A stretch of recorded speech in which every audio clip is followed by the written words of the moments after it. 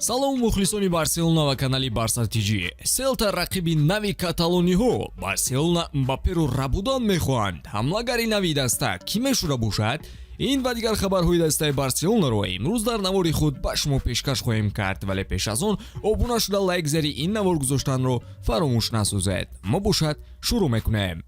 дӯстон, навори мо бо дастгирии ширкати X омода шудааст. рақобатҳои футболӣ ва дигар навъи варзишро бо хизматрасониҳо ва коэффициентҳои баланди ширкати X боз ҳам ҷолибтар гардонед. он ҷо регистратсия осон буда, пардохт аз тамоми гӯшаи канори дунё бароятон дастрас мебошад. ана барои обуначиёни канали футбародарон бошад, иқдоми махсус омода намуданд ки дар аввалин пардохт бо промокоди TG Barca ба ҳисоби шумо то $100 бонус дода мешавад. силкаи заруриро дар комментария мегузорем. ба ҳама муваффақият.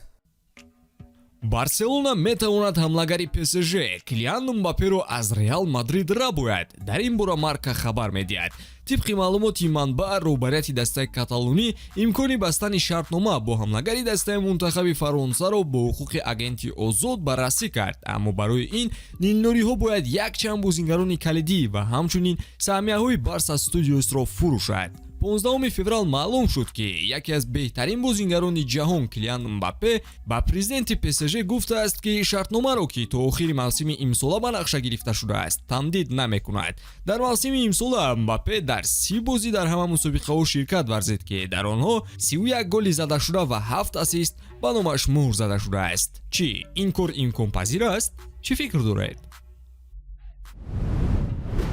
афсонаи Мбапперо як тараф монда реалистӣ бояд фикр кард. новобаста аз ҳама мушкилот, мо мухлисони Барселона тобистон хабарҳои трансферӣ ҳатман хоҳем шунид. чӣ хеле ки Mundo Deportivo хабар медиҳад, даста бояд вингери чап ба даст дорад, нафаре ки идораи туп карда ҳолатҳои хатарнок ташкил карда метавонад. маҳз ҳамин чиз дар баланси даста баъди рафтани Дембеле намерасад. варианти олӣ ин Муҳаммад Салоҳ аст. ҳамлагари мисрӣ бозингари бо таҷрибае ки ҳар мавсим зиёда аз 20 гол ба самар мерасонад. аз тарафи дигар бошад меҳнатдӯст аст ва ба мушкилиҳо тоб меорад. хайри ростӣ инам орзуи даста аст ки Салоҳро ҷалб кунад, чун харид ё арақи ҷабини тамоми баданро металабад. барселона ҳамзамон ба Хвича Кварацхелия ва Габриэл Мартинелли чашм андохтааст. ҳарду футболбоз дриблинги зебо доранд, вале на дар сатҳи Салоҳ.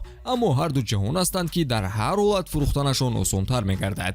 агар боз корҳо бад шаваду Барса пули харид пайдо карда натавонад, пас варианти дигар Каоро Митома аз Брайтон мегардад. ба харид ё Ансу Фати метавонад ба гуфтушунид ҳамроҳ шавад ки камбекаш ба Барса дар нақша нест. ба назар омадани Митома фоидаи бештар дорад. ҳам нархи имрӯзаи сабзӣ ва ҳам одобаш нағзу корашро бехато мекунад.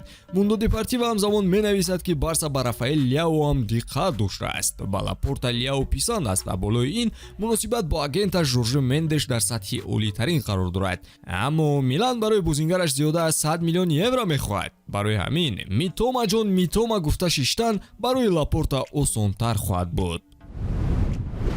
имрӯз Барселона бо 7 талафоти кадрии худ дар сафар бо Селта барои соҳиб шудани 3 хол рақобат хоҳад кард. ҳама атрофи сармураббии ояндаи даста ҳарф мезананд, вале ба назар хави сухани охирини худро нагуфта ҷои раҳакӣ нест. ӯ мехоҳад ки ин мавсимро бо натиҷаи беҳтаре анҷом диҳад ва пеш аз бозии сафарӣ чунин ибрози назар намуд. бар зидди мо рақибе хоҳад буд ки аз ҷиҳати тактикӣ яке аз беҳтаринҳост. ман фикр мекунам ки Селта сазовори имтиёзи бештар аз ҳозира мебошад. Бенитес мураббии бузург аст ва даста хело равшан бозӣ мекунад. дур аз хона мо аз майдони худ дида беҳтар бозӣ мекунем. ин дар ҳар лаҳзаи мавсим рӯй медиҳад. дар Барса мо бояд муваффақ бошем. агар мо хоҳем ки дар Ла Лига мубориза барем, пас мо бояд 3 хол ба даст орем. мо дигар ноком шуда наметавонем.